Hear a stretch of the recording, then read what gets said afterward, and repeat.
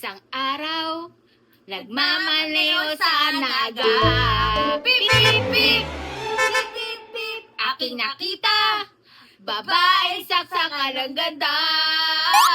Oh, ayan, nako mga kabatang helmet, mismong si Senbam na ang nagsalita.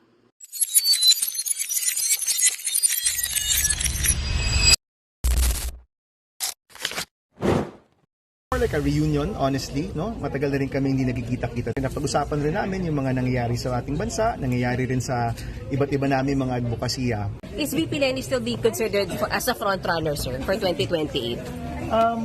Siyempre marami nag-anais na tumakbo siya, but you have to ask her also kung anong plano. But there, sir, pero may talks of 2028 elections noong launch na yon. We talk about the country, of course, at kung ano yung mahalaga para sa ating bayan.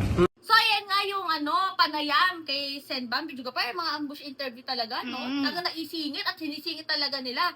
Dahil marami naman talaga nako-curious if tatakbo si Mayor Lenny Robredo for 2028. Oh, si Senbam na yung mismong sumagot, mga kabatang helmet. Wala naman siya sinabi na as per Mayor Lenny na hindi ito tatakbo, na ipapasa lang ni Mayor Lenny ang ang baton sa iba, di ba? Di ka gaya, Di gaya nung? di ka gaya ng iba dyan. Mega ngaw-ngaw at parang sure na sure siya na Sino yung iba yan? Beep, beep, beep.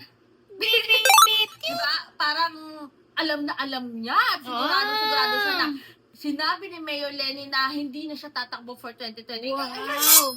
Mismong si Senbam na, Medyo Gapper. Bakit? Close ba sila ni Senbam? Mas maniniwala naman ako kay Senator Bam kaysa naman sa mga ibang nagmemema dyan. Dahil si Senbam nga yung, di ba, kaya nga hindi nakatakbo for senator, di ba? Noong nakaraan. Kasi siya nga yung parang campaign manager ni Mayor Lenny. At di ba sinabi nga ni Mayor Lenny Robredo kay Senbam na kailangan kita bilang maging campaign manager ko. At hindi naman niya sinabihan yung isa na kailangan kita.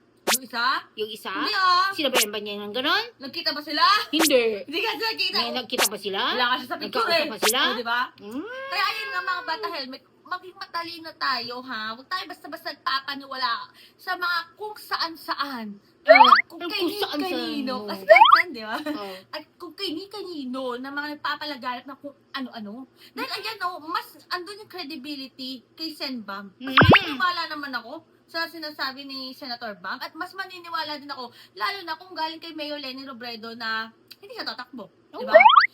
Tingnan niyo naman yung sagot ni Senbam. Di ba? Lahat tayo ay hopeful na tumakbo si Mayor Lenny for 2028. Pero mas maganda na kay Mayor Lenny manggaling yung sagot. Pero hindi tinuldukan ni Senbam na hindi, sabi ni Mayor Lenny, hindi siya tatakbo eh. Ay, hindi siya mema. Diba? Hindi mema, talagang bawal ang fake news dito dahil ang mga tunay na kakamping, Medyo Gapar, at yung mga tunay na sa katotohanan lang talaga pumapanig, ha?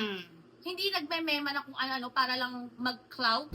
Hindi nagme-mema na kung ano-ano para lang makatawag pansin. Aray?